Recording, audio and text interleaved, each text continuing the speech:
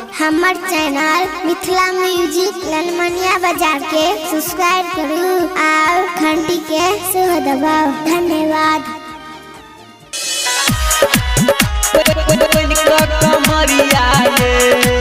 Perfect mobile centre ललमनिया बाजार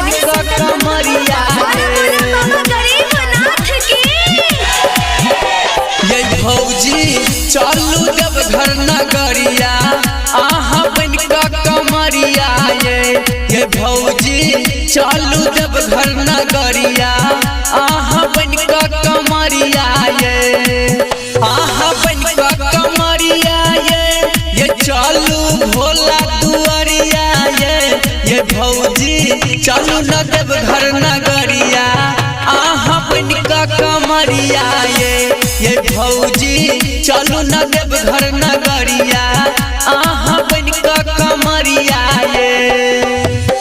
DJ Sumit बन का कमरिया बन का कमरिया। अभी आप सुन रहे हैं खुटौना से मैथिली म्यूजिक की शानदार प्रस्तुति। ये भौजी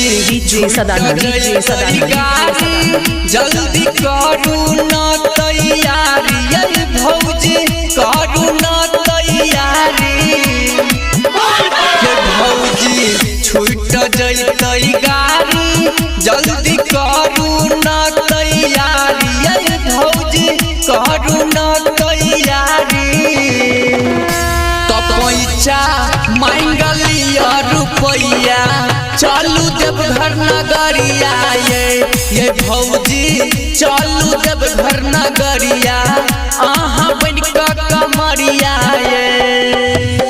डीजे सुमित बन का कमरिया अपने नाम के डीजे बनवाने के लिए सब सुन रहल छी स्टार सिंगर आर.के. राजा के मधुर आवाज में।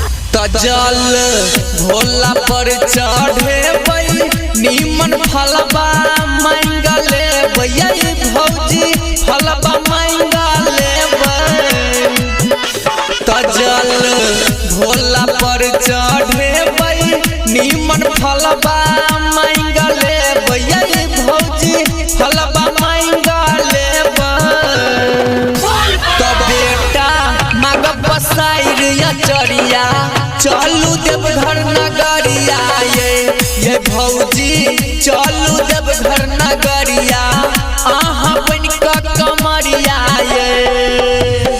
डीजे सुमित बन का कमरिया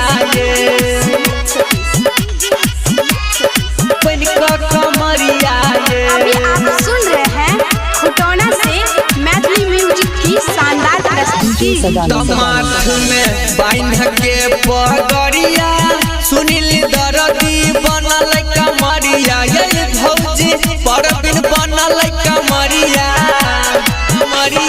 माथ में बांध के पगड़िया सुनील दरदी बनल कमरिया ये भौजी परबिन बनल कमरिया तार के राजा गाबै छै भजनिया चलू देव घर नगरिया ये भौजी चलू देव घर नगरिया आहा